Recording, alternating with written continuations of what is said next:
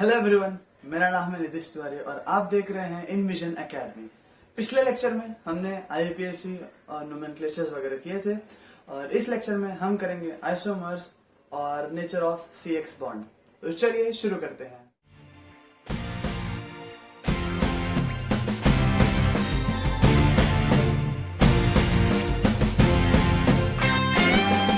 Isomers में हम सबसे पहले पढ़ेंगे चेन आइसोमर्स। जैसे दो टाइप के होते हैं, चेन और पोजीशन। ठीक है, फॉर एग्जांपल हमने ले लिया है, इसको क्या बोलेंगे, मैंने आईपीएससी की वीडियो में बताया था। इसको कॉमन नेम में इसका नाम आएगा एन और इसमें इसका नाम क्या है, देखिए 1 2 3 4। 1 पे क्या है, ब्रोमो, तो 1 ब्रोमो क्या है, ये 4 कार्बन का, तो क्या आ जाएगा, ब्यूटेन। 1 bromo butane. ठीक है, अब हम इसका आइसोमर बनाएंगे। आपको आइसोमर का मतलब पता है? आइसोमर मतलब क्या, केमिकल फॉर्मूला सेम रहेगा लेकिन स्ट्रक्चर क्या रहेगा, अलग रहेगा, है ना। तो अब चेन का मतलब क्या, Br से जो अटैच है क्या है, चेन है। ठीक है, मतलब क्या करना है, मुझे चेन के साथ खेलना है। ठीक है, इसके साथ नहीं, चेन के साथ खेलना है। तो चलिए चेन के साथ खेलते हैं। मैंने चेन का फॉर्मूला ही चेंज कर दिया। ये देखिए, ये बन गया ना। देखो कार्बन कितना है, 1 2 3 4। इसमें कितना है, 1 2 3 4। हाइड्रोजन कितना है, 3 5 7 9। 3 6 7 9। 9 hydrogen 4 carbon 1 bromine.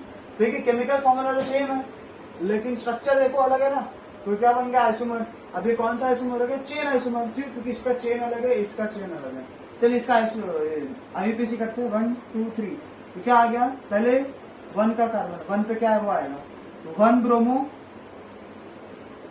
2 methyl propane. ये हो गया चेन आइसोमर का एग्जांपल। ठीक है, आप इसे एक बार नोट डाउन कर लीजिए। हम इसके बाद हम पोजीशन आइसोमर्स की तरफ। अब देखिए पोजीशन आइसोमर में सबसे पहला एग्जांपल मैंने ले लिया, क्या ले लिया, 1 ब्रोमो प्रोपेन ले लिया। चेन आइसोमर में मैंने किसके साथ खेला है, चेन के साथ खेला है। पोजीशन आइसोमर में किसके साथ खेलेंगे, हम चेन पोजीशन के साथ खेलेंगे, पोजीशन। हाँ, तो अब हम हैलोजन के पोजीशन को चेंज करेंगे, ठीक है, ना कि चेन को चेंज करेंगे। ओके, हैलोजन के पोजीशन को चेंज करेंगे। तो पोजीशन से कुछ और मतलब मत निकाल देना। तो चलो पोजीशन चेंज करते हैं इसका, CH3 CH3। इस Br को उठा के मैंने बीच में डाल दिया। ठीक है, देखो पोजीशन चेंज होगा ना। पहले Br1 पे था, Br2 पे आ गया, जो क्या आ गया, 2 ब्रोमो प्रोपेन। तो देखो एंड वाला क्या है, सेम है ना, प्रोपेन ही है, बस क्या चेंज हो गया, 1 ब्रोमो था, ये 2 ब्रोमो हो गया। तो ये हो गया तुम्हारा पोजीशन आइसोमर्स। अब हम एक छोटा सा एग्जांपल करेंगे, पहले आप ये नोट डाउन कर लीजिए। हमने चेन और पोजीशन आइसोमर्स पढ़ लिए हैं, अब हम उसका एक क्वेश्चन कर लेंगे। ऐसा एग्जाम में आ सकता है आपके, या आपके टेक्स्ट बुक में दिया होगा, right, isomers of the following compound. तो हम इसका आइसोमर्स निकालेंगे। चलो पहले क्या, C4H9 बना लेते हैं। C4 मतलब क्या, 4 कार्बन है, तो 1 2 3 4। ठीक है, CH3 H2 और यहाँ पे एक Br बना लेता हूँ। ये एक हो गया मेरा। ठीक है, इसको क्या बोलूंगा मैं, 1 ब्रोमो ब्यूटेन बोलूंगा। ठीक है, अभी सेकंड बनाता हूँ। ठीक है, अब मैं पहले पोजीशन के साथ खेलूंगा। ठीक है, पोजीशन के साथ मैं पहले खेलूंगा, बाद में चेन खेलूंगा। ठीक है, तो मैं पोजीशन को इसको उठा के यहाँ पे डाल देता हूँ, CH3 CH2 CH, यहाँ पे Br और यहाँ पे क्या आ जाएगा, CH3।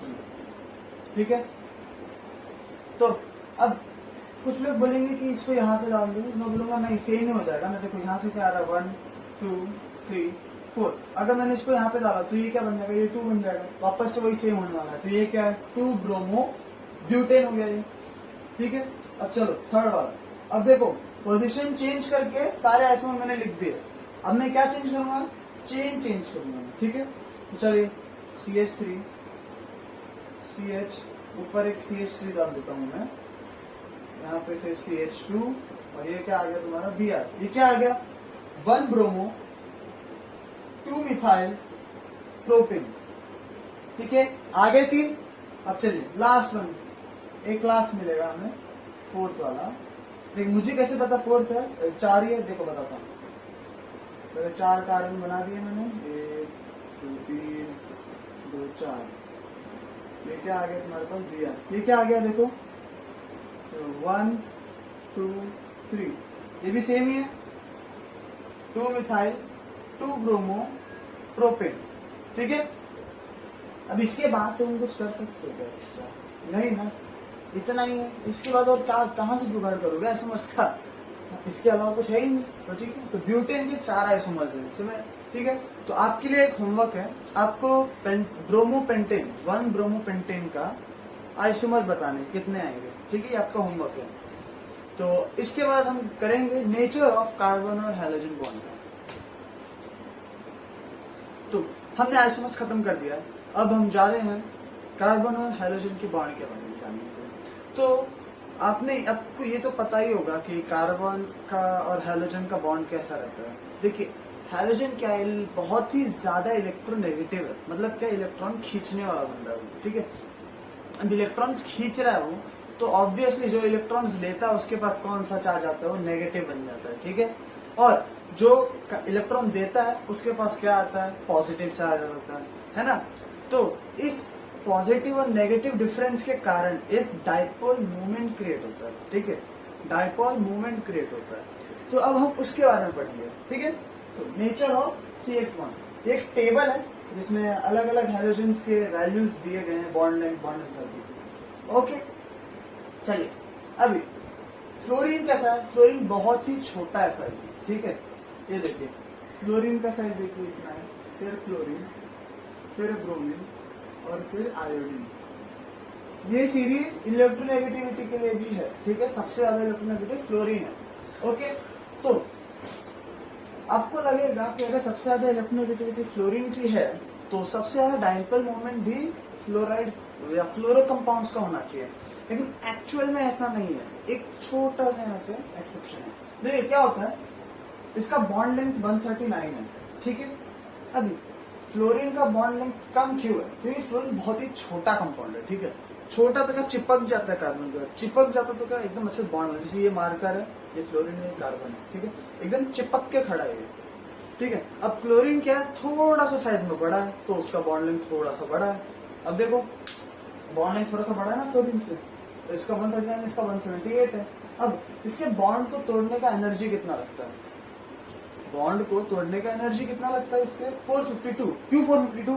क्योंकि फ्लोरीन बहुत ही ज्यादा, अगेन फ्लोरीन बहुत ही ज्यादा इलेक्ट्रोनेगेटिव है, तो फ्लोरीन को दूर करना बहुत ही ज्यादा मुश्किल होगा, ज्यादा एनर्जी लगेगी, 452। सिमिलरली क्लोरीन को थोड़ा सा कम लगेगा, 351, क्योंकि साइज बड़ा है।